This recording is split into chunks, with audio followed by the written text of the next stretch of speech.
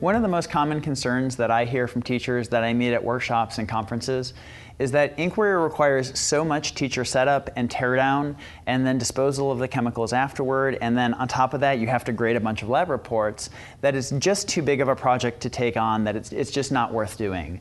And rather than throw inquiry labs out the window entirely, I'd like to offer a few practical tools to help you make inquiry labs more manageable in your classroom. So number one, make sure that when you're setting up inquiry, you're increasing the student responsibility and their independence gradually. Start out with very small, manageable steps and never give your kids any more than you're sure that they can handle. You could start one lab by just giving them 3 multiple choices or a multiple choice at the end of 3 different variations they could try out. So they're just getting the idea of having choice in the lab, and then gradually have them start to suggest changes that you could make and have those occur later on in the course somewhere. So the more that you can break it down into small chunks, give kids success early on, make sure that it's a very manageable step and they're very successful on their first try, that's going to build student confidence. They're going to be able to be more comfortable in the laboratory and also be more comfortable designing their own experiments.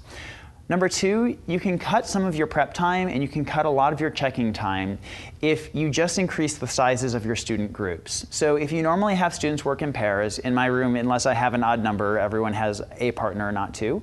But try putting your group size a little bit bigger. If you have kids working in pairs and you've got 30 to 35 students, that's 15 to 18 lab setups you have to put together and all the reports you have to read afterward.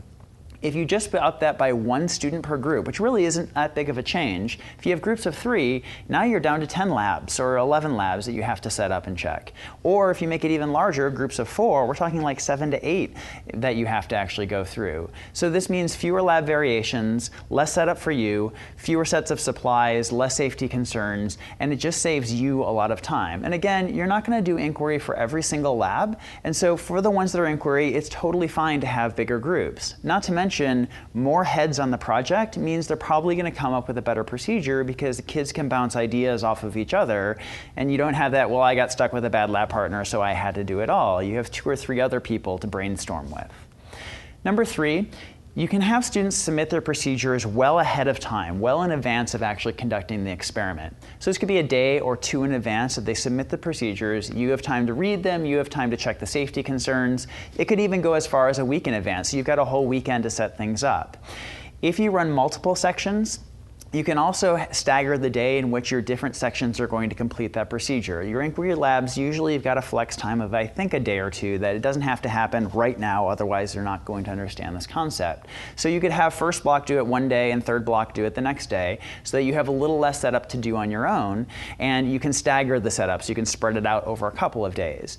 Make it so it's manageable for you. Students aren't going to know the difference that if the lab happened on Tuesday or Wednesday. You're going to notice the difference if you have 3 setups or only 1 to do per day.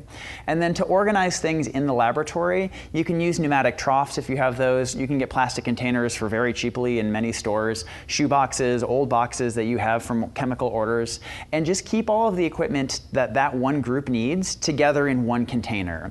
And then you can tuck a copy of that group's procedure into the container, write any safety precautions that you have directly on the procedure, and then all students have to do on lab day is find the station that has their name on it and then start their procedure. And it opens up a little bit more time in the lab, and you can go from group to group during the lab, giving pointers or guidance as they need it.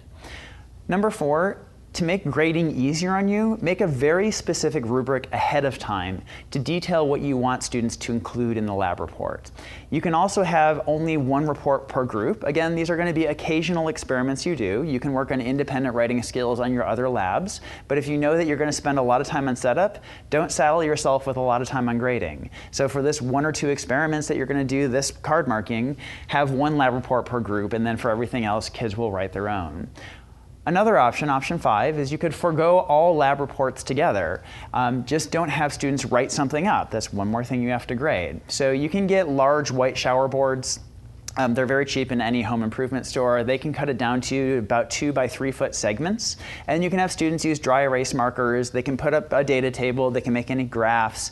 And they can explain their experiment to the rest of the lab, the rest of the students in the lab. And this is particularly good if you have kids doing lots of different variations of the procedure, because then everyone in the class learns what the other people found out from their discovery, and you can open up some nice discussions. But if you have 10 lab groups and they give a 3-minute presentation, you can get that done in 1 class period, and then you can go through the rubric and check off all the points and give a grade by the end of the presentation. So you just saved yourself a lot of grading at home. You are still giving the ability of students to present information, to make logical arguments. Groups can question other groups, and so there's a lot of cross-dialogue that can happen where students question each other's designs and give tips on how to make it better. And so at the end of your presentation, you can actually have them field questions from other class members to improve and solidify their knowledge. If you want to build lab report writing skills, you can do that on another lab. You've got plenty of labs in your course that you're going to be able to build writing skills. So take a couple of them and just make it easier on yourself that students can present in class rather than writing it down on paper. So you can have kids when they're doing the cross-talking and with each other, you can ask questions too. So you can ask kids like, how confident are you in your conclusion? What would it have taken you to be more confident in your conclusion? How could you have gotten more precision in this experiment? You can feed questions, and then you can have other classmates offer questions as well. And these aren't the only tips. If you go to conferences, if you go to workshops, you can find other teachers that are using inquiry. I am by no means the only person that knows this information, and they probably have tips that I've never thought of that can make inquiry more manageable in your classroom. The more you can do to network with other teachers, share ideas, and share success stories, I think it's going to be a lot easier for you to get very comfortable with this technique. Also, don't give up early. Inquiry takes time. It took you a long time to learn chemistry. It takes your students a long time to learn chemistry. No one figures it all right the first time. Learn from mistakes, be happy making mistakes, fix them for the future, but treat them as valuable learning experiences and don't let yourself get discouraged.